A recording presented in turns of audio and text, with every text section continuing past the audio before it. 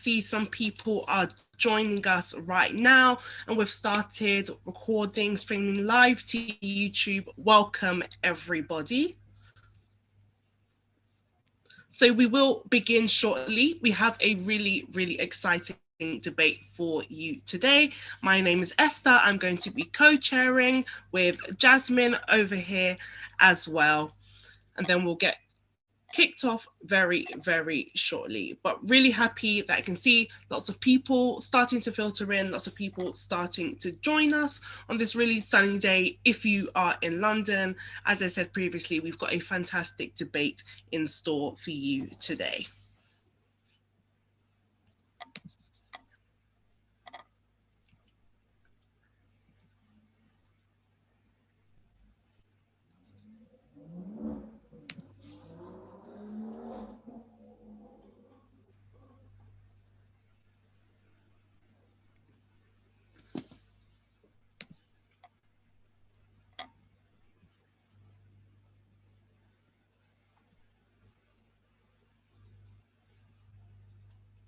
Fantastic. I can see those numbers creeping right up there. Thank you very much.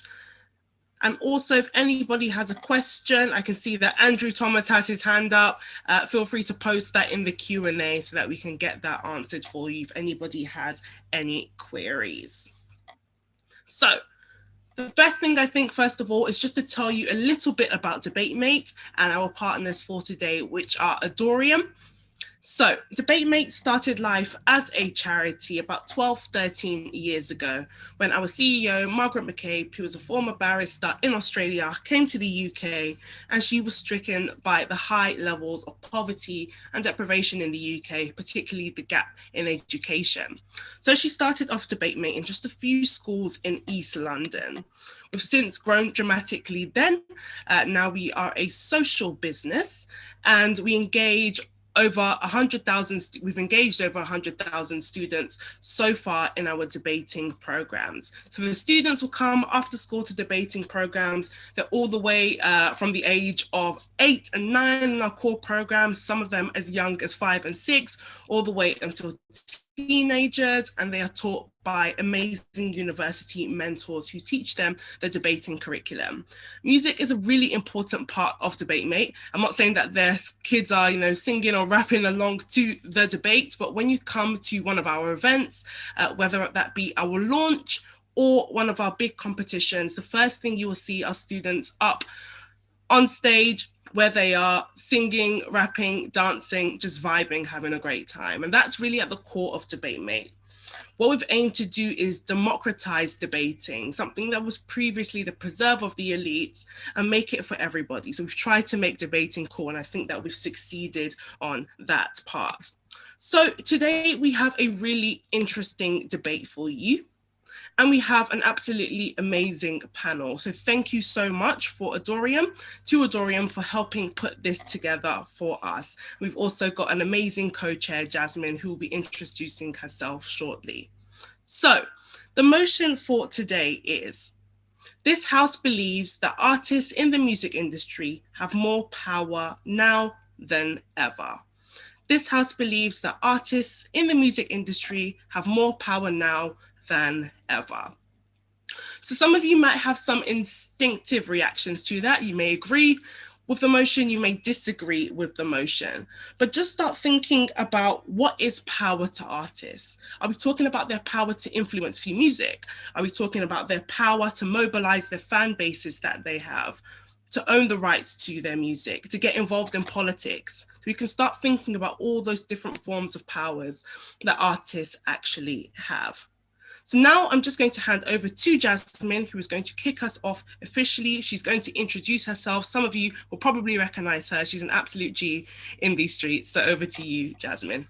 Oh, thank you, Esther, and good afternoon, everyone. I am Jasmine Dotiwala, and it's a real pleasure to be chairing this debate on behalf of DebateMate. They do so much incredible work, as Esther's already mentioned, and I'm really excited for what's in store this afternoon. So I've been in and around the music industry and creative arts for over 20 years, I know.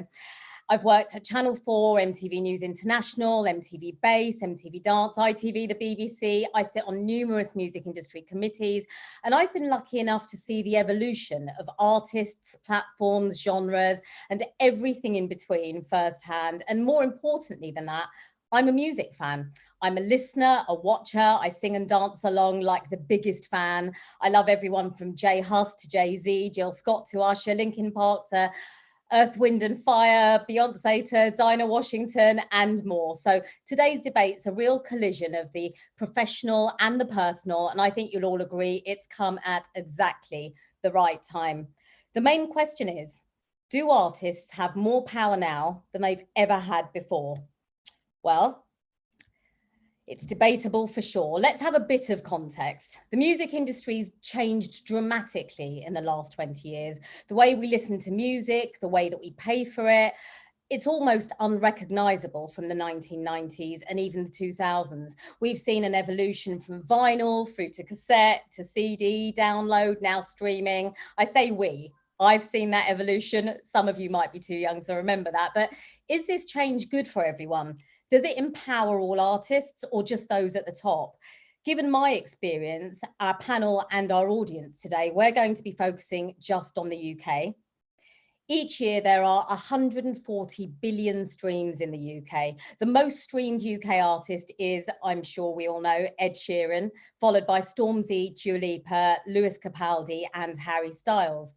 Drake tops the list overall in the UK, ahead of Juice WRLD and Eminem, and globally, Bad Bunny comes out on top. So mega artists with mega numbers, and as you'd imagine, they get huge numbers, and with that comes huge amounts of fame and wealth.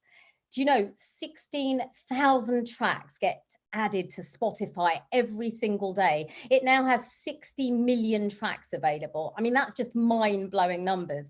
And this means that more new music's being produced and made available than ever before. So surely this means that artists have more power, right? Well, maybe, but with lower barriers to entry comes more noise. You know, the market's crowded. It's very, very crowded. To some extent, on the one hand, it's easier to get heard, at least literally, but is it now harder to get noticed? Today, are artists able to just do music, or do artists now have to be a brand unto themselves from the outset, focusing as much or maybe more on things like Instagram and brand partnerships as they do on producing a track or writing lyrics? And how does social media impact different artists, different genres and generations? So today on the proposition side, you might think artists can record and release music easier than ever before. They can talk directly to their fan bases like never before. They have teams and technology that are working hard to put them at the center of the music industry ecosystem. They're evolving models of remuneration that may, I mean, only time will tell with this, but may see them receive greater proportions and absolute amounts of money. But are artists now beholden to a new master? You know, back in the day, it was the record labels. Is it not the labels anymore, as may have been the case years ago? Is it now social media? You know, the fickle nature of hype, the transient nature of what's hot, what's not. Are you more more useful, for example, for selling Reeboks than records? Another thing for us to consider are artists now more afraid of being cancelled than excited about being celebrated? Do music artists seek safety in numbers and the security of social media? For example, collaborating with other artists and brands for commercial and not creative reasons? Was yesterday a simpler time with fewer pressures and a more straightforward path to success? You know, just making good music that made people feel something. If musicians have more power than ever before and everything is getting better quickly, why do campaigns and organisations like Broken Record, the Musicians Union, Keep Music Alive and the Ivors Academy need to continue to lobby government, the tech giants, the industry heavyweights so aggressively on behalf of music artists? As you can tell, I could wax lyrical about this all day, but given we've got 6 experts waiting in the wings, we may as well hear from them. So today in Ryan, Hannah, Ben, Cliff, George and Kwame, we genuinely have 6 experts. They include artists, managers, lawyers, producers, and everything in between, debating a relevant and important topic. If you hear anything quotable that sticks with you, do share with us on social media using the hashtag DebateMate and the hashtag ArtistPower. So that's two hashtags, DebateMate and Artist Power. Also, please tag DebateMate on Instagram, and on Twitter, it's at @debate_mate. All right, let's get this party started. Can I ask our speakers today to come to the stage and turn on their cameras, and hand over to my co-host, Esther. Fantastic. Thank you so much, Jasmine. We can already see people engaging with us in the Q&A, getting those questions in. So continue to do that throughout the whole debate. We want to hear from you. So our speakers have their cameras on. Thank you so much. So now I'm just going to go over the rules so you know what's happening during the debate. So in terms of the format, we are going to have 3 speakers on each side and then our bonus summary speaker, Ella. Each speaker will have roughly 4 to 5 minutes long to make their case, whether they're on the proposition or the opposition. Once we hear from the first 2 speakers on proposition or opposition, so for and against the motion, we're going to have a little break after those 4 speakers. And that's when we are going to open up the debate to the floor, which is all of you guys who are listening on YouTube, listening on Zoom. That's when you have the opportunity to write in your questions in the Q&A and get them answered. They may not be answered immediately in time, but they will be picked up by the summary speakers who will be going after that. So once we hear from the people in the Q&A, we might promote you so you can speak live on Zoom. We'll hear from the summary speakers, which are going to be the third speakers on side proposition and opposition.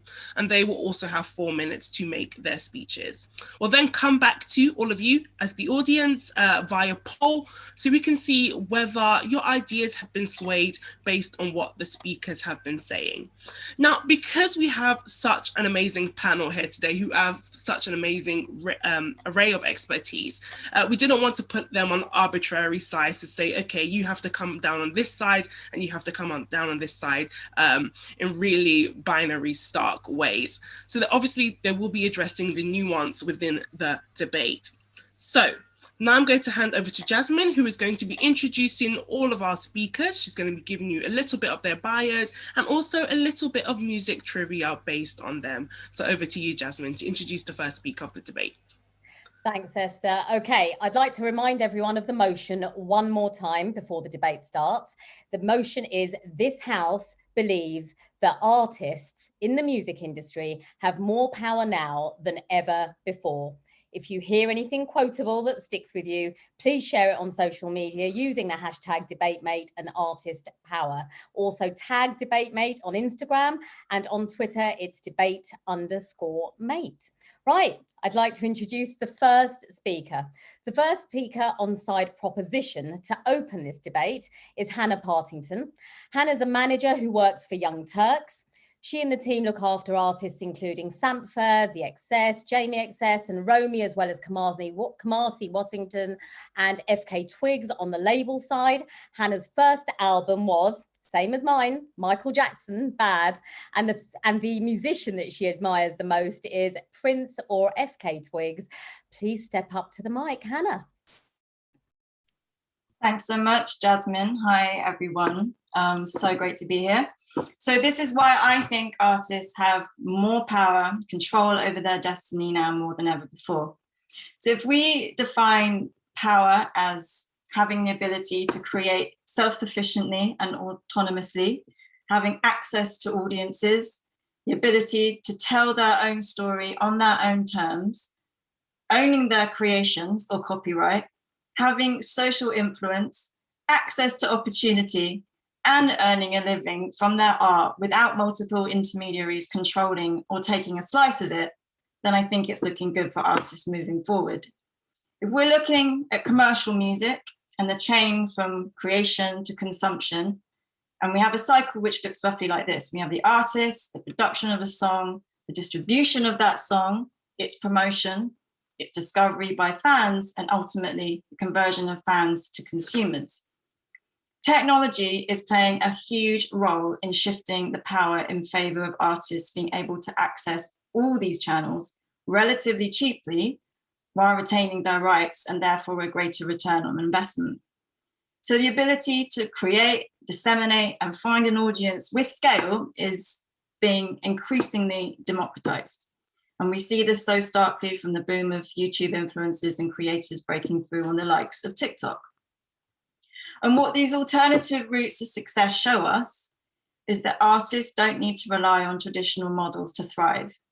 Taking an entrepreneurial approach to your business as an artist unlocks this devolution of power. You can find other partners outside the music industry, such as brands, sponsors, or other disciplines such as film, TV, video games, fashion, etc., that can invest in the artist without taking control of the artist's business. Artists can work with specific people, such as managers, business partners, creative collaborators, for specific strategic purposes while remaining independent, because being powerful doesn't necessarily mean doing it alone. You could say COVID has highlighted that artists are more beholden than ever to the constraints of the industry ecosystem by exposing the reliance on touring to generate income rather than recorded music. But the pandemic as a magnifier of this dynamic, it seems to me, is working in the artist's favor as the scrutiny grows over the flow of money to artists from streaming and the pressure is mounting for more equitable remuneration. And I applaud artists who are using their knowledge and power to raise awareness of this, to demonstrate the need for change if artists who are not superstars but do have an audience are to make a sustainable living from their art. I'm excited to see the development of technology such as blockchain, which will help to streamline the flow of money to artists when their music is used, automating archaic systems so artists aren't constrained by so many intermediaries and have to wait for months and months before they see income is great news. And this move towards more direct to consumer or direct to fan models is growing and really opening up a space for artists at all levels to set up sustainable businesses.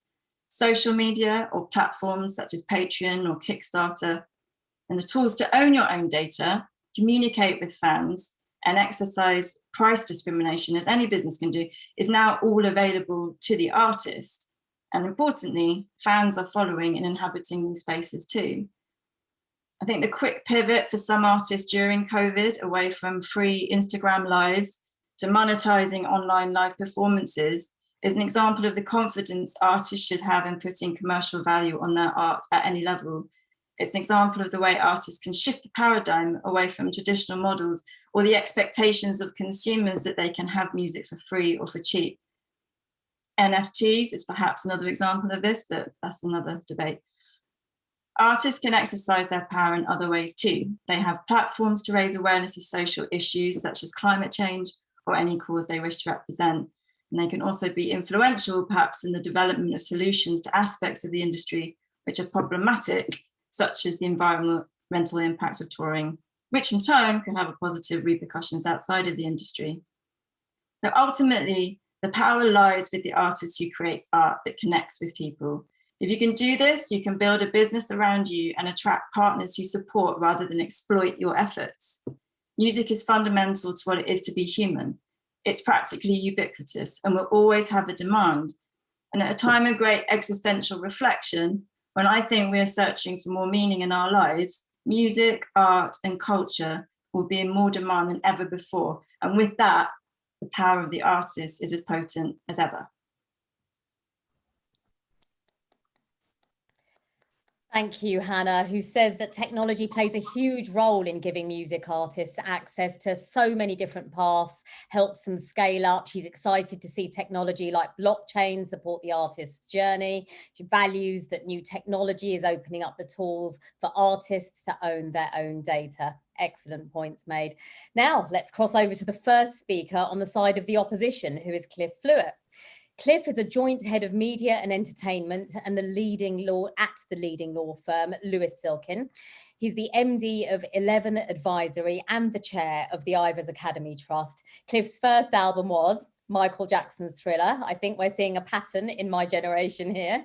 And the music he admires the most, the musician he admires most is Prince, who he actually got to work with once. Over to you, Cliff. Thank you very much indeed. And thank you for all our friends at DebateMate and for Adorium for hosting this debate. Hannah, that was a fantastic and brilliant and optimistic assessment of a future that there could be. But unfortunately, as at today's date, I cannot agree that right to now that artists are more empowered than they ever have been. I wish that they were, but right now that they aren't. There's a word you use 7 times, which is the word access. And the thing I would say is that one mustn't confuse greater access with greater agency and therefore power. And for me, my heartbreaking assessment of the way things are now is whilst the barriers to entry have never been lower, the barriers to success have never been higher. Let's start with streaming, which, as Jasmine has said, has completely transformed the music industry, the record industry. It's turned music into a fiscal asset that companies are buying, their companies are floating. The record companies are making billions of pounds in terms of profit. Yet artists have never seen so little coming to them, a lot of it due to the data flow, the nature of the structure of the deals. There's the myth of the per stream rate that Spotify pays. The truth is that Spotify do not pay artists. They pay labels, they pay publishers, they pay PROs, they pay aggregators. The money does not go to artists. So the money that's actually ending up with artists has never been lower, as evidenced, as Jasmine said, by things like the Broken Record or the fixed streaming campaigns led by music industry bodies. I think a lot of us who are watching the testimony of Nadine Shah, she shocked her audience of MPs, saying that she couldn't make her own rent based upon streaming income alone. And people were sat there open mouthed that you had a prize-winning, award-winning artist not being able to thrive off their art. On that basis, it's really, really important to understand what the issue of cut-through is. It's actually 40,000 tracks per day were being uploaded to Spotify, 15 hours of content per minute on SoundCloud.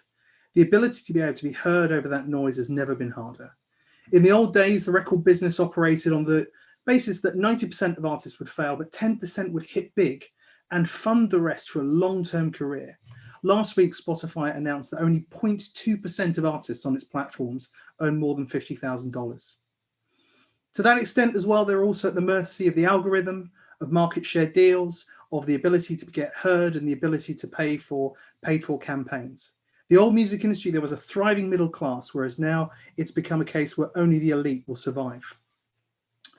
Jasmine again also accurately talked about the impact of social media, but actually the opportunity to be able to cut through and create a hit. Even the record companies have found themselves disempowered. A man on a skateboard with a bottle of ocean spray is able to reunite and reignite the power of Fleetwood Mac, yet it happened of and of itself. The industry itself did not have agency in that particular moment. There's also the requirement to have ultra sophisticated data tools, playlisting tools, and the opportunity to get paid as well means that whilst there are fantastic technologies out there, such as blockchain, such as Urdu, such as opportunities for artificial intelligence to create a more level playing field, it is not there yet. Also, let's come on to the issue of COVID, which we've all officially been locked away for the last 1 year to the day. And like most things, COVID reveals fatal underlying conditions. And the thing that we've found, some of us have been in the music industry for 25 years, has been our over-reliance on live music. Virtually every working artist had the majority of their money coming from live. There is a twin threat in relation to COVID, where there's been forced shutdown. Now, whilst the government provided a 1.57 billion culture recovery fund, all of it went to institutions and not one went to an artist direct or a freelancer. You must understand that 90% of professional musicians are freelancers and none of them got any government support. Help Musicians did a survey at the end of last year that said 96% of professional musicians had lost the majority of their income and 55% had earned nothing from music since the start of the pandemic. Also, it's very, very important to understand that there's the other twin threat in relation to the loss of free movement for artists. The Incorporated Society of Musicians recent statistic, 46% of musicians earned up to 50% of their income from Europe pre-pandemic. There is utter confusion and lack of clarity about what will happen to that revenue after things unlock. So we live in a world where there's more data, there's more lines of data, there's more information, but there are no tools, there's no power. An artist or a major artist at least would have the opportunity to audit and see how much physical product had been sold. In the world in relation to streaming data, let alone social platforms such as Facebook and YouTube and TikTok, where there isn't a one-to-one ability to be able to capture the use and get paid for it, means that artists are not being paid and recompensed in the way that they used to be. There's also a world where it's a one-shot deal. When I entered the music industry in the 90s, some of the biggest artists of the time, Radiohead and Blur, their first albums were utter failures. Yet they were allowed to have 1, 2, 3 albums before they were able to grow their career. We do not live in a world now where essentially, if your first EP doesn't hit, your opportunity to be able to progress and grow and being given the same level of investment that an industry would give you in the past has essentially disappeared. So then we also come down to the real issue of agency, which is how does an artist feel in order to be able to create? Again, Help Musicians did a survey this last month that showed that 87% of musicians said that their mental health had deteriorated during the pandemic, 91% of them blaming financial worries, and 86% saying uncertainty about the future was a massive contributing factor. And also as well, we live in a world where, yes, there is a fantastic access to social media, but it's a major negative with the toxicity of social media. With the, hey, you can connect with your audience in real time, actually becomes an opportunity to be able to have a huge input in relation to online trolling, in relation to how people of color and or other orientations are treated online. It means it's very, very stressful for artists. So whilst the industry has never been more successful, my argument remains that artists themselves have never been so empowered. Just to show how deeply I feel with this, I work with institutions such as the Ivors Academy, I work with Help Musicians, I help with technology companies, I help with management companies, all to be part of the solution. So I want you to know that I understand the battle and the battle is joined, but with a heavy heart, I cannot state that the artist is more empowered than ever before. Thank you, Cliff, who paints a very different picture of the landscape from Hannah. He says artists are not more empowered than ever before. He says the barriers to success have never been higher, citing that Spotify doesn't pay artists, it pays labels and other bodies. Cliff also says that 40,000 tracks a day are uploaded on Spotify, meaning it's harder than ever to be heard. Cliff also believes that the winners in music are now just the elite and that there could be utter confusion around how Brexit will impact musicians based in the UK. All worrying facts. What did you all think? Keep thinking as we welcome our second speaker on Side Proposition, who is Ryan Edwards. Ryan's the CEO and founder of Ordo. Ordo is a tech company revolutionizing performance royalties. Prior to setting up Ordo, Ryan was a drummer with the indie band The Lines, who had a top 10 hit, Domino Effect, back in 2007.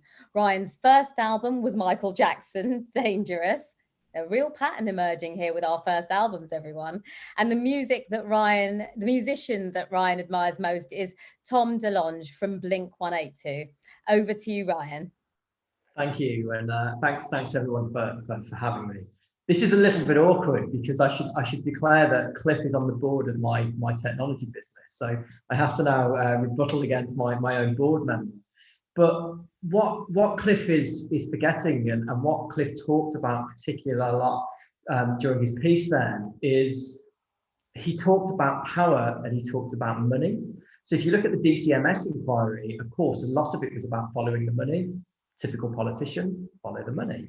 And actually, is power related to money?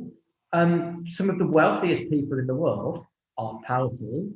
And actually, some of the most powerful people in the world outside of music aren't wealthy. And that's where it comes back for me. So for me, power comes about empowerment. And there are so many examples in today's music industry of where you can find that better than ever before. So taking a few examples, if you look at the way that music is created, the process of making a record 20, 30 years ago was booking a studio, hiring a team, producing physical records, distribution, all of these things. They were complex, they were costly.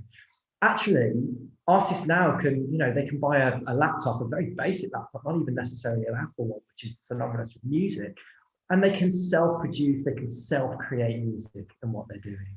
And actually that's right down from what I would describe as a bedroom artist self-releasing to the biggest artists in the world. You know, Billie Eilish and her brother quite often talk about how they make new tracks on her iPhone and how they're doing that. So that's some of the most popular and listened to music in the world. Then the second side is when you talk about power and how you get to art, to fans, and how you push yourself out there. There is social media for marketing, for promotions. So platforms such as Instagram, an artist can build an image. They no longer need a great big team behind them. They can create an image, a fan base, and they can promote themselves in their own eyes. They're not passing it off to a record label to allow them to come up with what their image should be. They get to define that from day one. And that's even before we go into apps like TikTok and you know, all the artists that are being broken through there. On top of that, there's a massive rise in communications and learning resources.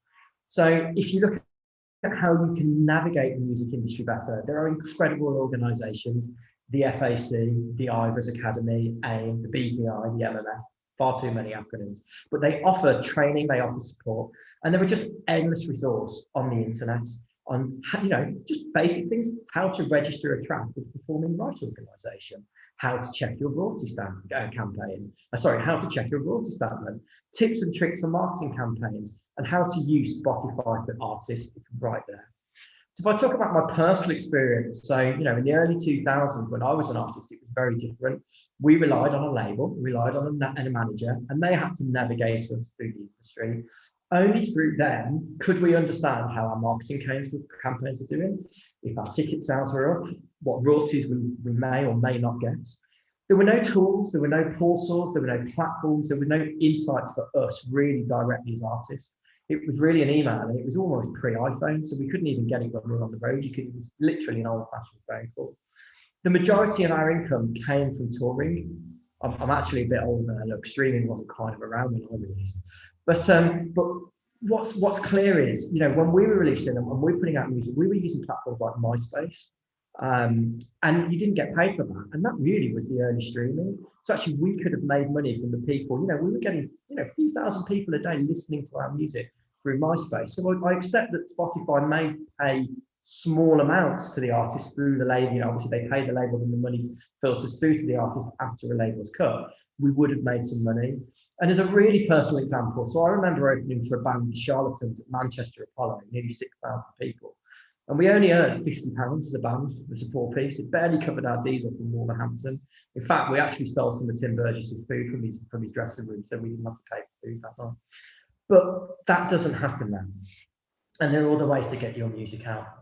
So it's hard to say, you know, the artists, in my opinion, now have more autonomy to do so much more. No longer do they need to rely on a manager, a publisher, a label, or any part of the process. They are the artist, they are the manager, they're the publisher, the label. It's you do you. That's amazing and that's empowering, because empowerment isn't necessarily linked to money.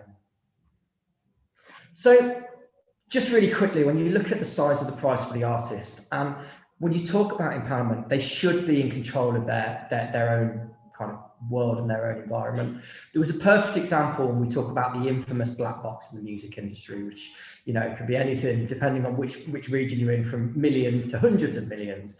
And actually, just last month, it was reported that $400 million in the US of royalties were unclaimed. $400 million of unclaimed royalties. Now, there will be some mistakes from some of the large labels in metadata and things like that, but I guarantee you there will be a lot of small independent artists who just didn't set themselves up right, who are missing out on that part of the pot. And actually, if you want to talk about empowerment, the empowerment is to set yourself up correctly and make sure you're getting that part of the prize. Because of course, what happened to that pot of money? Well, it all got distributed on market share analysis. So who won? The major labels. The artists that didn't empower themselves completely and utterly missed out. So if an artist takes ownership of their work, their progress, their presence in the industry, they are more empowered to use the tools, the full autonomy to be passionate and deliver what they do. And I soon think that they will realise the opportunity in front of them, and they'll realise that there is more power now than ever before. What I'd add is, being an artist nearly 15 years ago to now a founder and a CEO of a technology startup business, and I've spent most of my professional career in digital data products. I run a well-funded startup. We have investors, including Bjorn from ABBA. And I look at my first record deal, and I look at my shareholder agreements in the business now, and it's exactly the same language. So I think if I said to Cliff, take me through these as a lawyer, he would confirm they say exactly the same things. And Cliff brought up a really interesting point about one-shot album deals. Actually, I quite like them. And the reason I like them is when I started my business, we had a tiny valuation, a few £100,000 for people to back an idea. Of course, we've grown that, we've raised more money, we've had success, we've launched in multiple markets, and we're now worth tens of millions of pounds. And actually, it's good because I didn't give it all away up front. I didn't give 90% of my business away up front. It wasn't a Dragon's Den moment, which no entrepreneur or business person should ever watch because it's not the real world. We did a little bit and then we grew, and then we did a little bit more and a little bit more. And that's what I think great album deals, like a one-shot album deal, is good because you can start, you can have a little bit of success, you can renegotiate, you can get a bigger proportion of what you do. So going back to how I would summarize, the question is, do the artists have more power right now? And I say yes, because they are empowered to hold more control. Thank you. Thank you, Ryan, who believes that platforms like Instagram help artists build their own image, not giving their personal brand ownership to record labels. Ryan also says that there are numerous music industry boards offering free resources, advising musicians for free around royalties and things like marketing campaigns. He also stated that the majority of artists' income used to come from touring, but in more recent years that's changed. He added that artists now have more autonomy to do so much more than previous years. Will our next speaker, George, debunk Ryan's facts and data? Let's see. So our second speaker on side opposition is George Riley. George is an artist who's balancing her emerging music career with a degree in law. She's both a vocalist and songwriter, and last Thursday released a stunning track. It's called Cleanse Me. Go and check it out. George's first album was Craig David's. She hasn't said which one, but I'm sure she'll mention it. And the musician that she admires the most is Solange. Over to you, George. The mic is yours. Thank you so much, Jasmine, and thank you so much to all these other incredible speakers, particularly Cliff. Obviously, I loved what you had to say, and thank you so much for talking about the numbers, because I'm not going to talk about that at all. I'm going to talk about my experience as a young Black woman in the industry, and I think it's really important to make that distinction when we're talking about who we mean when we say artists, because we're not all equal at all. And I think that probably, I hate to say it, some of the main issues that I've faced have stemmed from men. Whether it is literally to do with my self-esteem as an artist, my belief in myself and my artistic choices, or shady industry men who all seem to know each other, promising you the world only to ghost you for the months following, or the immense pressure there is to sexualize your image as a young woman online. I think that all of this has a massive impact on your mental health as a young person. And I'm 23 now, and I'm just in a place where I think I've figured out how to deal with it.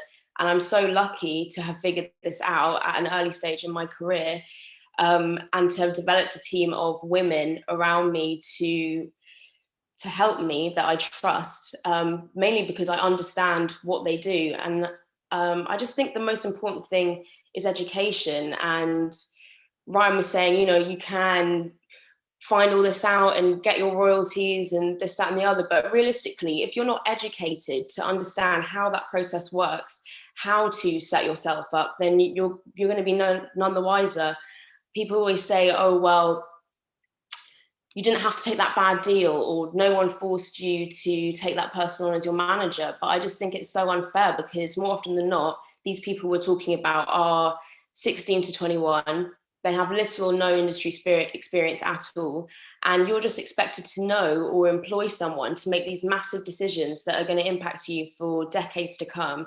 And then when you add to that being Black, being femme, being young, the fact that you're probably dealing with a white guy 10 or 20 years your senior, there really is no equality or power in that exchange, in my opinion. And I mean, I'm sure that there are these organizations offering free independent advice, but I can safely say I haven't seen that advertised. And I know a lot of young musicians who would love to have access to that kind of knowledge that don't. I can say I've encountered a lot more women in senior positions, but I haven't encountered more Black people in more senior positions at all. And Black music still dominates the market, and this doesn't seem to have changed. So when we are talking about power, again, what do we mean? Because if we're talking reach and exposure, yes, okay, you can do that, no problem. But if by power we're talking about the ability to make a living, or maybe more importantly, create generational wealth for the Black community, wealth stemming from our age-long creative output in this industry, or creating systems within which Black women and femme artists can thrive and cross over in the same way that white artists do, I can't say that this has changed. I was trying to think, preparing for this, you know, what women have been able to cross over in my lifetime, Black women specifically. And I mean, I can think of Amy Winehouse, we've got Adele, as Jasmine was saying, there's Dua Lipa, and then maybe today, George Smith, Mabel, Ray maybe. But there is a pattern, and that pattern is white and or palatable Black. And I'm just confused. Is it that we don't have the infrastructure or the audience? Because we definitely have the talent. There's so much talent. But ultimately, for Black women, it seems as difficult as ever to break through.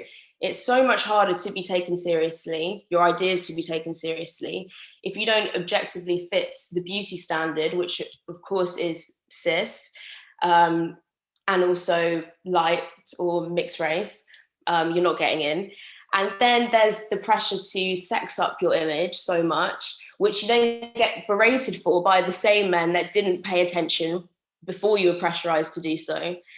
You know, I'd never police how a woman chooses to portray her body online, but it is a fact that sex equates to followers. And we can sit here and say, oh, WAP, you know, the Cardi B song was really empowering for women. But then again, I think the narrative kind of disguises the slim boxes that women are forced to fit into. I was listening to a Cardi B interview and she said, I've tried to make music about other things, but people just don't want to hear that from me. So I guess I'll keep doing this. And yeah, there are exceptions, but the rule remains. As a Black woman or femme artist today, you have to be everything. You can't look to the award shows or the charts in the UK to validate you because it's not there. And yes, you can create an amazing online platform by yourself. But then at the end of it, you find you've made more money from fashion campaigns than you ever made from your music. And then no one takes your music seriously because you've done the fashion. So yes, you can create your own music and get your image out there. And there is power in that. And well, I don't know. I think I've said my piece. Yeah. Thank you so much. Thank you, George. Really powerful testimony from you.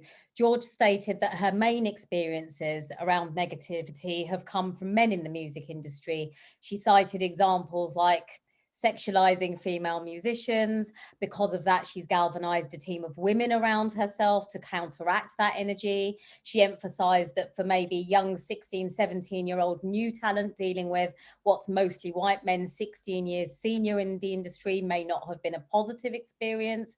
She sees Black music dominating the market and charts, but not seeing the same balance in Black execs. She also says there's a pattern in music artists championed by the industry, but Black women aren't breaking through in the same way as cis white artists. There's a lot to take in there and hopefully given you lots of food for thought.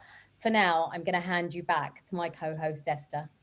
Thank you so much, Jasmine, and thank you to all of our speakers so far. You've genuinely been so excellent, giving us your expertise, but also your personal stories about your journeys in the industry. Really valuable. So what we're going to do is head over to the Q&A and head over to the chat. So we have seen some great points so far. So what we are going to do is just see if anybody has any more questions, and then we are going to get some of those answered.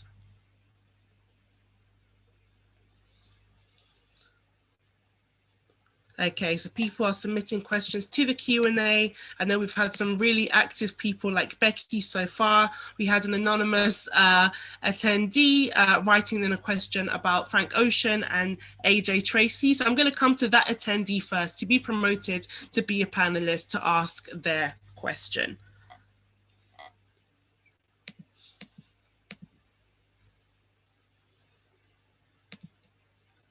So if anybody else would like to be promoted to a panelist to ask their question, please raise your hands, or see your virtual hand. We'll be able to see that, and then we'll be able to upgrade you to be a panelist to ask your question. Okay, we have Joseph O'Toole. Off you go, Joe. Hi, everyone. Really enjoying this debate so far. Fascinating views from all speakers. My question is around the relationship between individual artists and their labels, and looking at the examples of Frank Ocean and AJ Tracy, who used their initial success to then kind of play their labels, and well, Frank Ocean in particular told his label that he would release an album. They put loads of money and backing behind it, and then he released one album for them, and then the next day released another album himself on an independent label, which had all the hits in it, which was him taking control of that situation, particularly financially, so that he got the money that he deserved for the whole piece of work, rather than it being split with the label. And AJ Tracy as well, I saw that he was one of the most streamed people of the year on Spotify this year, and I'm pretty sure did everything himself as well, independently. So my question is whether this is a new thing, and have artists always been able to do this and kind of go out on their own if they've got enough backing, or does this represent a change that is a sign of the times, that allows an artist, if they're got enough of a following, if the music's good enough, to be able to go out on their own?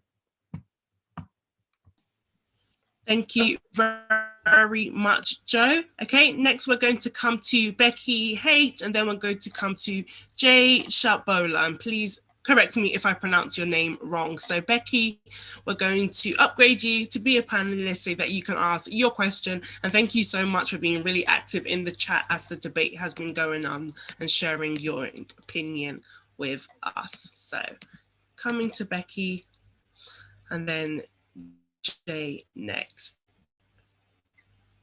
And each of you will have 30 seconds to make your point or to ask your question.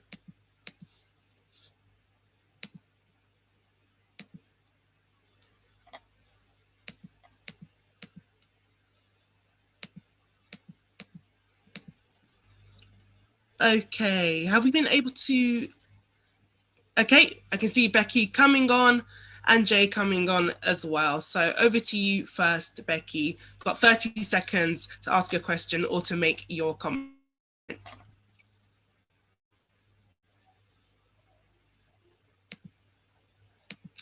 Okay, there, Becky. Remember to get yourself off of mute. There you go. I'm very sorry. Hi, everybody. Nice to meet you all. I'm Rebecca, and my question is in relation to the recent political protesting during the lockdown. For example, Black Lives Matter. Do you think that's made things easier for artists in relation to the fact that people are just being freer in their protesting nowadays? Thank you very much, Becky. So asking a question about political protest, in particular Black Lives Matter, and has that made artists freer in terms of protest? Okay, now we're going to go to Jay next. Hello, hi.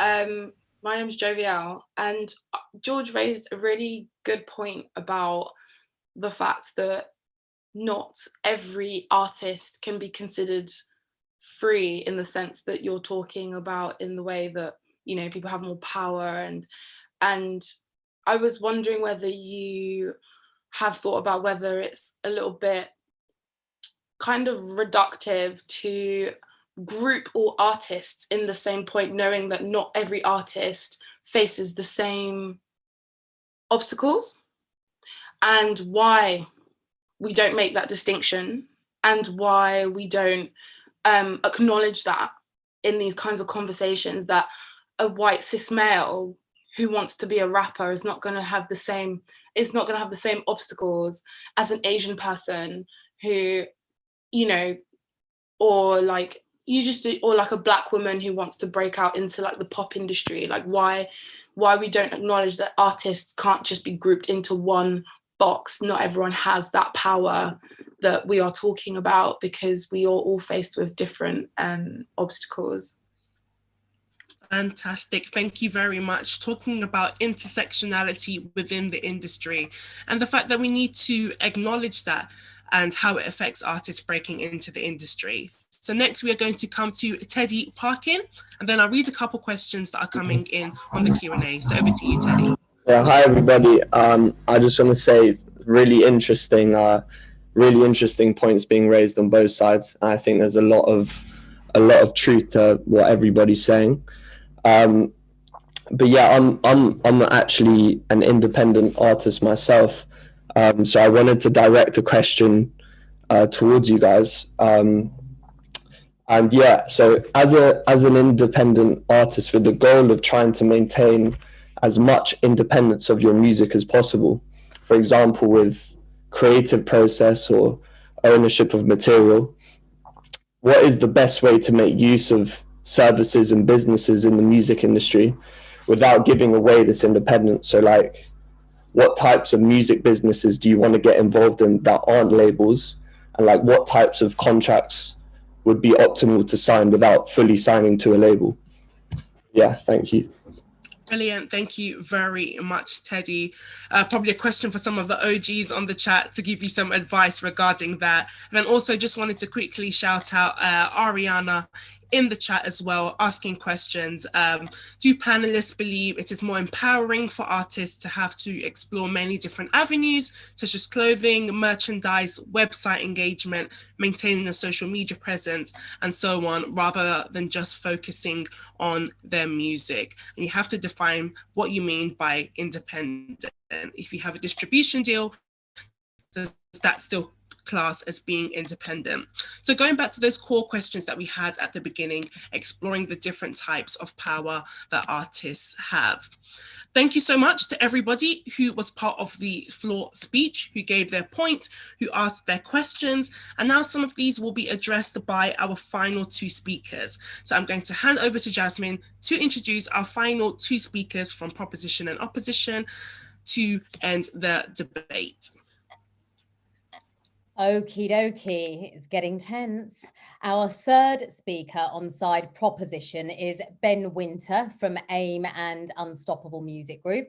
Ben's the founder of Unstoppable Music, which looks after talent and is also currently the entrepreneurship and outreach manager at AIM. Prior to this, Ben worked at PRS and has held roles across the industry, including in A&R as a producer and an MC. Ben's first album was, love this one, Bobby Brown, Don't Be Cruel, and the musician that he admires the most is Michael Jackson. The mic is yours, Ben. Thank you, Jasmine. You just had to mention that I was MC, didn't you? We try and forget that. Hi, everybody. I'm actually going to throw out a lot of what I was going to say and I had in my notes, as I think some really interesting points have been raised in this discussion. And I'm going to freestyle and address some of those points. I think Cliff raised a really interesting point, which is a fantastic headline. That is that artists do not get paid by the DSPs, Spotify, Apple, etc., because the money goes somewhere else and then trickles down to the artist. This is true in some cases, but it doesn't have to be the case. And this is where we can start to look at the power shift between the old and the new, and artists becoming more powerful in the way that they control what they do. Traditionally, you had to go to a distributor in order to get your music in a record store, and that record store would pay record label, distributor, whoever, in order for you as an artist to receive your income. This is no different to using a DSP. So Cliff, whilst I hear what you're saying, I also think it's just a fantastic headline. On the flip side of that, you can also go direct to the market now. You can go direct to the DSPs if you so choose, and you can get 100% of that revenue coming directly back to you as an independent artist. If that's what you choose to do, you do not have to use a distributor, though it's advised to do so because they have strong relationships, etc., etc. However, if you want to build that relationship, you can do it yourself. So artists have more choice now. It's easier to have that access than it ever was. It's easier to get that shelf space that didn't exist back in the day when we had to pay for packaging and storage and transportation and then the racking for your product to be seen on the shelf. Whereas now, you press return, it uploads. Very simple, very quick, very easy. I wanted to address something that George said, and I just want to applaud George for her passion and for some of the barriers that artists face, which I think are really important to take on board. I'm one of the fans of Power Up, so I totally understand where she's coming from when talking about Black community and some of the problems that are faced within that community. I would say though, you made a couple of key points that nowadays for artists, there's more money coming from fashion than music.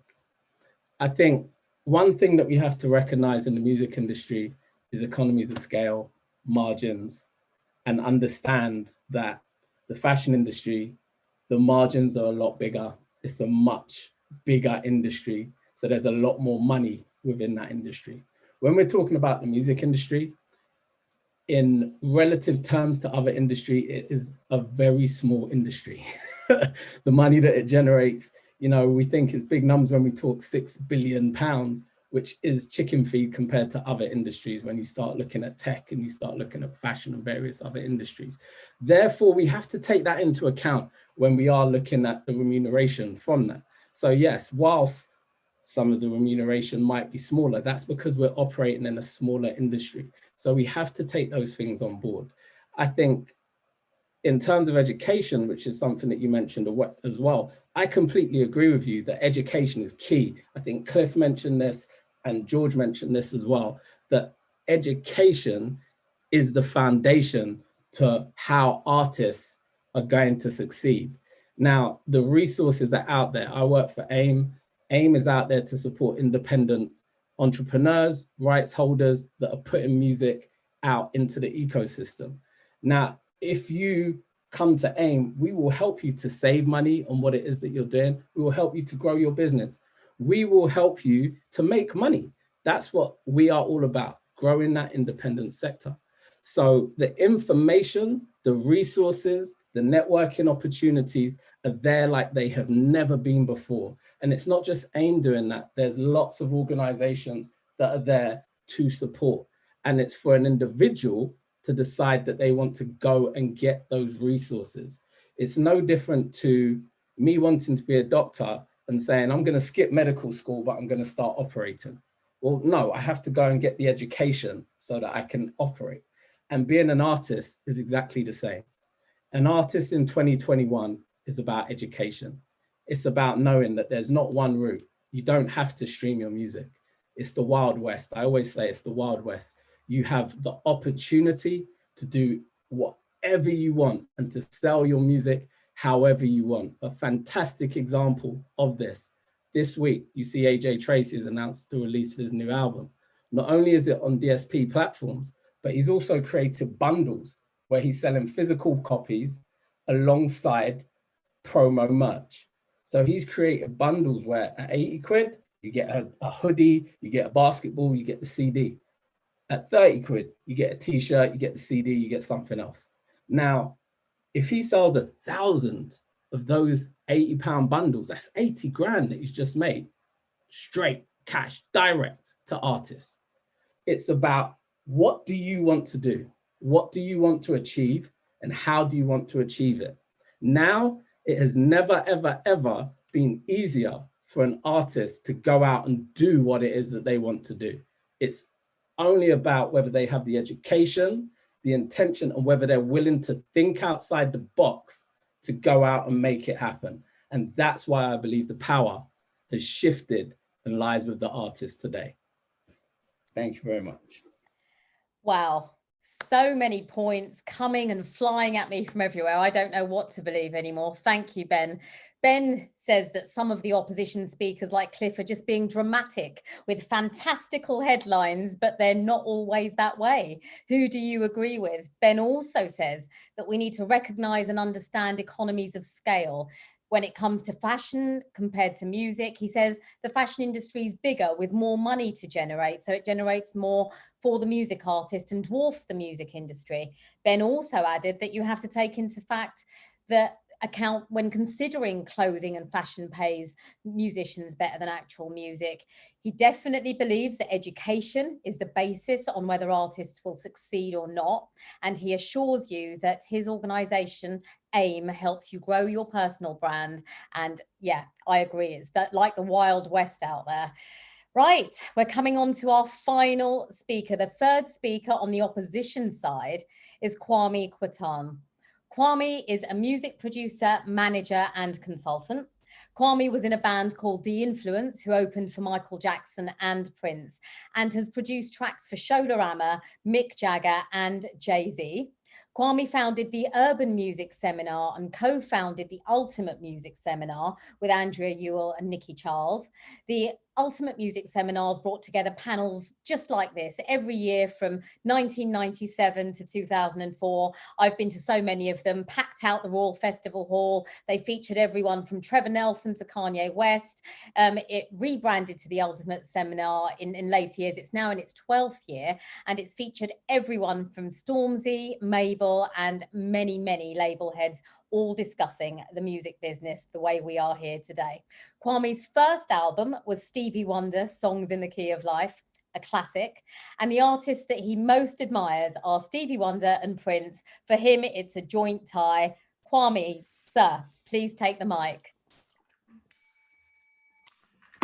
Right, people, where do we start? Okay, so this is going to test my debating skills because as everybody, as Ben knows especially, my heart is actually in independent land. But I'm going to have to argue on another side. But that is debating. That's how it goes. All right. So I too cannot state that artists are more empowered than before. And I guess here are some, at least, of the reasons why. If we look at back then and we look at now, I'll give you one of the reasons. Okay, so A&R right now is very, very data driven. I know that somebody was pointing out the fact that, I'll put it in another form, you could be, a label might turn around and say, do you know what, we need to look at the stats for this act before we decide to actually participate in signing the act, okay? So you might not get noticed as an act by a major record label. Now, let's look at that just as a point. It might not seem like that much, but we're going, long-term stars are getting thinner on the ground. We have plenty of microwave artists that give you instant gratification, plenty, right? But David Bowie had 10 failed records before success, before any form of success. Would U2 have happened? Well, they've even said they wouldn't have happened now. Would Bob Marley have happened now? The amount of failed records that Bob Marley had before being rediscovered, would he have happened now? No. Sly and the Family Stone, would they have happened? Would Prince have happened? Well, looking at his first album with Warner Brothers and the amount that they put into it and the amount that they got back, many executives from Warner's have said, actually, I don't know if you had him in a position. Now, let's think about that. David Bowie, Prince, U2, and to top it, Aretha Franklin. Would she have happened now? She had 3 failed albums before her 4th was a success, okay? So there's one stating the artists. I cannot state that artists are more empowered now than before. Okay, because what I'm trying to say is that the culture was different. The earth on which they stood was different. Okay.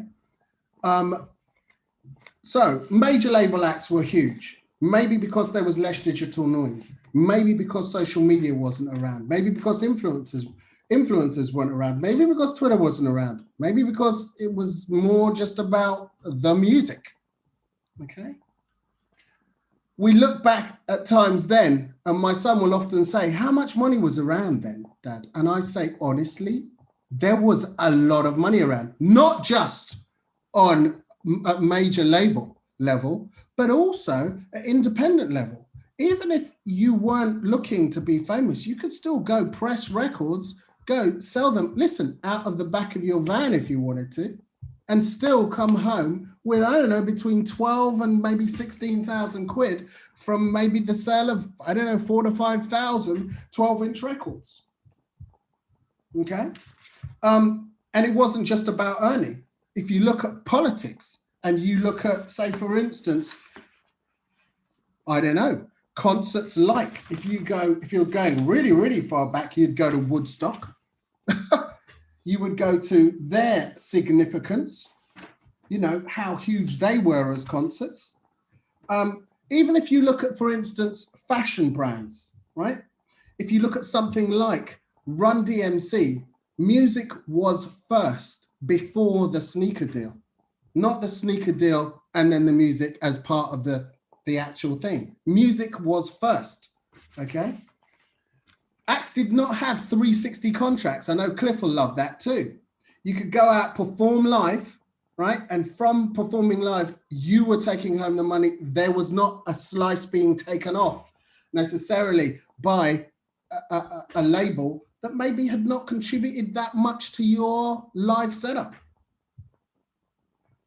As we say, politics was huge in the 1970s and huge in the 1980s, and it reflected in the music. Please, what's going on? We could also go, where's the what's going on of today? Okay. One other thing, there was no auto-tune. I know, and I know people are nodding. Yeah, you've been to those live shows where the person that you thought could sing suddenly gets up on the mic and it's terrible. Come on now. How important were movements like disco? How important were, reggae? How important was it? Its gravitas, its significance, all because you didn't have this huge amount of digital noise, okay? So these are my arguments. This is why I too cannot state that artists now are more empowered than before. Kwame, are you ringing a bell? Are you ringing your own bell? I ring that thing. Thank you, Kwame. The debate's getting heated in the Zoom chat. I can see everyone putting facts and opinions and they're all coming in fast. I don't know who to side with. Kwame says he can't state that artists are more powerful than ever before. He believes that long-term stars are getting thinner on the ground. He's full of sound bites. He says there are lots of microwave artists, instant gratification, but no longevity. He asks if names like Bob Marley, Aretha and Prince would have or could have happened today. He says back in the day, you could have simply gone out as a musician, pressed some vinyl records, sold them from the back of your van and come home with a few £100. He says music artists can't do that anymore. And let's not even go to auto-tune.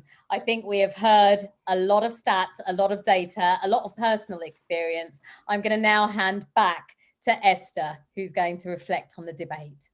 Fantastic. Thank you so much to all of our speakers. It's been thoroughly entertaining, but also so educational. And thank you so much to Jasmine, who has done an absolutely excellent job with hosting. So now we are going to come on to our bonus speaker. Okay, this is somebody from DebateMate. This is Ella Cox. Ella is actually a program director with DebateMate, and she has extensive debating experience, which is why we have brought her in at the very end, just to provide some light and shade to the debate, to simmer everybody down, because I know the guys are getting a little bit rowdy in the chat. So Ella was selected to represent Team England while she was debating. She started her DebateMate journey actually as a student on the program when she went to the Bridge Academy Secondary School when she was only 12 years old. She's not much older now. Ella's only in her early 20s, but she has achieved so much. And she's currently working with us at DebateMate during her gap year from Yale University. So we're really lucky to have her. Ella's first album that she bought was Fearless by Taylor Swift, very relevant after Taylor Swift's long-standing feud with Spotify trying to reclaim rights for artists, and her musician that she most admires is Lizzo. So over to you, Ella, to consolidate for both sides of the debate. Great, thank you. So if you're anything like me, you've heard all these speakers, and after every single speech, you've been convinced that their side was right. There have been a lot of amazing facts, really passionate arguments brought forward.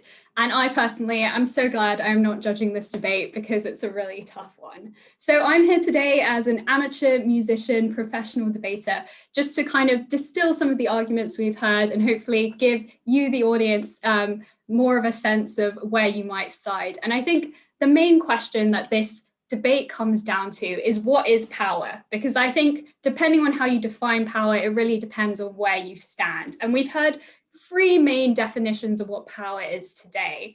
Is it power to earn money, power to influence, to reach an audience, or is it power to, have your authentic voice heard and power to choose how you're going to make your music? And I think if we look at firstly the power to make money, we heard a lot of arguments being thrown about in the debate. Hannah told us that, now artists can be more independent. They're able to launch their personal brand, make money through things like fashion, and actually they're able to earn money that way. But then Cliff rightly pointed out that although we've moved to all these streaming services, they actually provide artists with barely any money. And so artists don't have the same power to earn. COVID has proven that loads of artists are suffering because they don't have access to gigs and touring. And so maybe we don't have this power to earn anymore.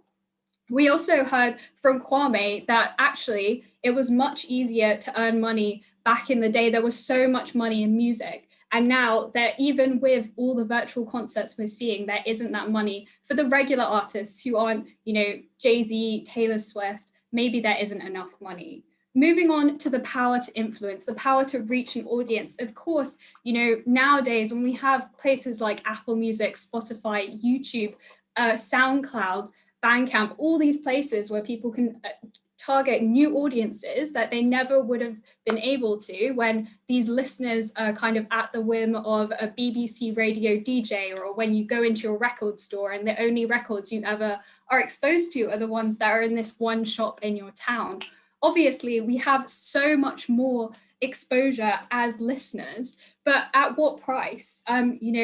Do artists actually have the power to reach as many people as they want? Or is this oversaturation that Cliff and Kwame talking about, meaning that we're losing these incredible artists that we had back in the day? Ben told us that, education is what's really important. And actually, there are so many amazing organizations educating young musicians to be able to learn how to navigate the industry, to learn how to influence the specific audiences they may want to reach out to. And not everyone wants to be a mega worldwide global artist. And there are different kinds of paths musicians can take. And so those are all the points that kind of fit under there. And then finally, we come to the power to create with an authentic voice. We heard from Ryan that now you don't need a manager. There are so many people being independent, so many streaming companies. That means you do not have to listen to a record label when it comes to making your music, when it comes to deciding what you want to put out in the world. And there are organizations teaching all these musicians to become independent. But we heard this amazing speech from George, this really passionate speech about how actually it's not enough, how actually the people who hold the power in the music industry are still predominantly white men, and how that means that artists aren't able to, speak and present themselves as they want to, because there are so many pressures for women, for example, to sexualize themselves. And there are so many pressures to be a palatable kind of artist instead of ensuring that the music industry caters for all. And so all of these issues are very interlinked, as we heard from everyone today. And I think it's going to be incredibly hard for you all to judge. But I want to leave you guys with a few questions about where do we go from now? Because regardless of whether you think, there is more power now than there was before, obviously we're all here today because we care about the music industry. Because in 2020 especially, we've realized how important music has been and how many of us have been living for music. It's been one of the highlights of last year for me especially. And so what can we do in the future to make sure that artists do have power in whatever definition of power in the future? And I think firstly, it comes to, as consumers, how can we consume music responsibly? Are we going to lobby to make sure artists are paid enough? Are we going to campaign to make sure that places like Spotify that have a monopoly on a lot of people's, the way they listen to music? Are we going to make sure that artists are getting a larger chunk of their money, that it's not going through these middle people that we've already spoken about, and that they're getting more money? But also, how can we ensure that a diverse variety of voices are heard, that everyone has access to opportunity, and that if you dream of making it in the music industry, you're still able to have these opportunities, even when you don't hear or get access to some of these educational organizations we've spoken to?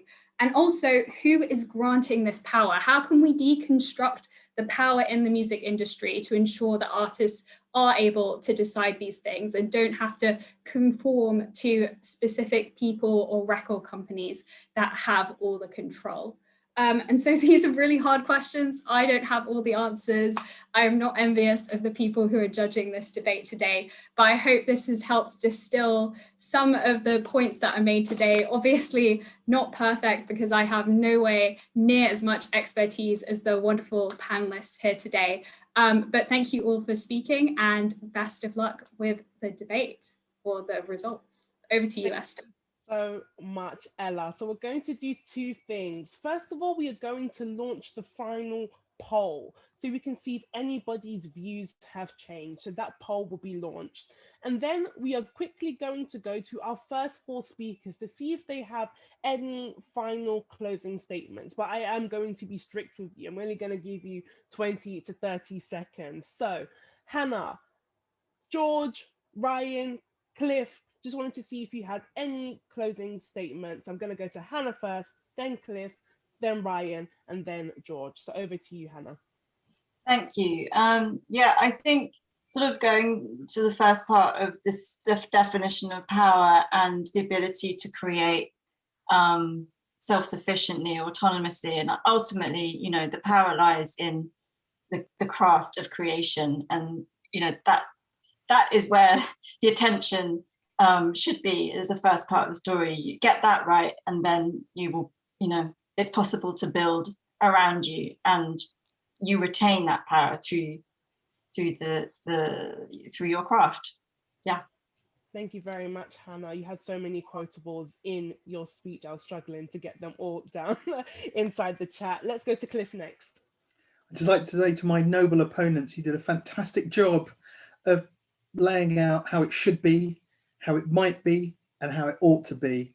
But I wish it was like that now. And I consider myself part of the solution, not part of the problem.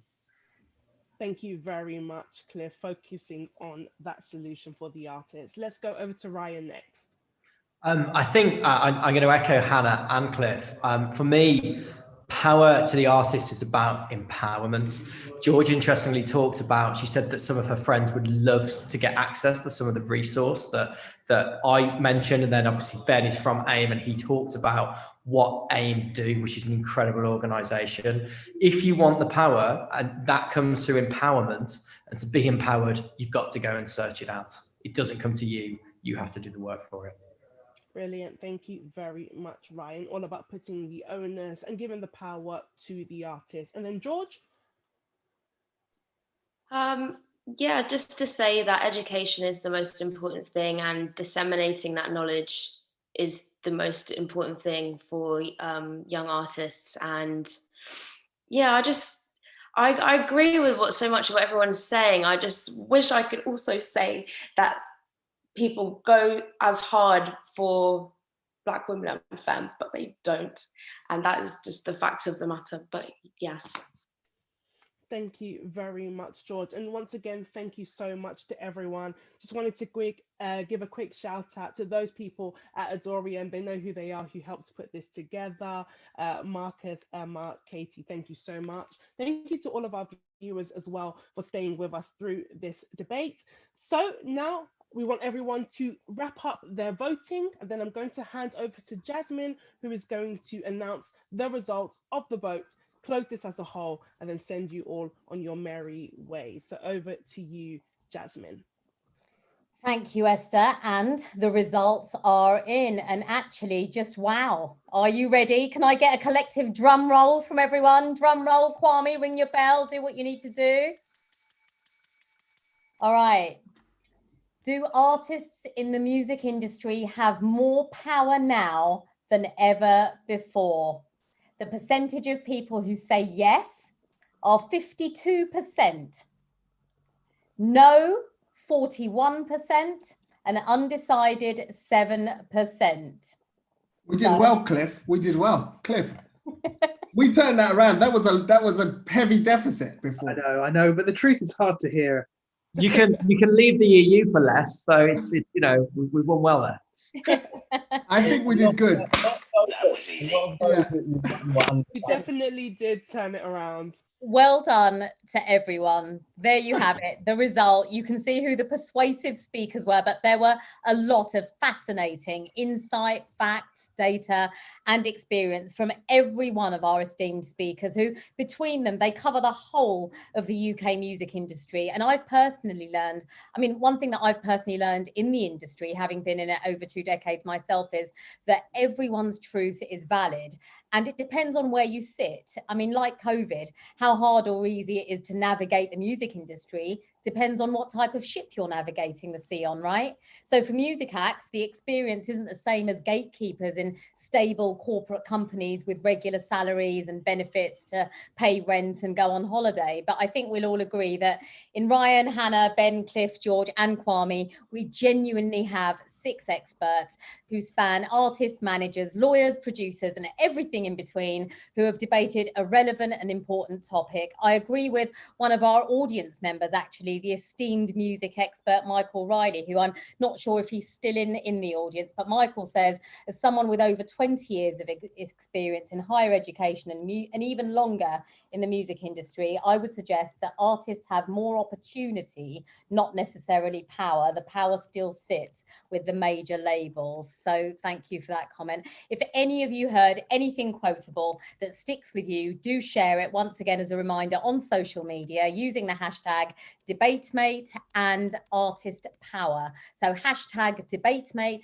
hashtag Artist Power. Also do tag DebateMate on Instagram, and on Twitter they are debate_mate.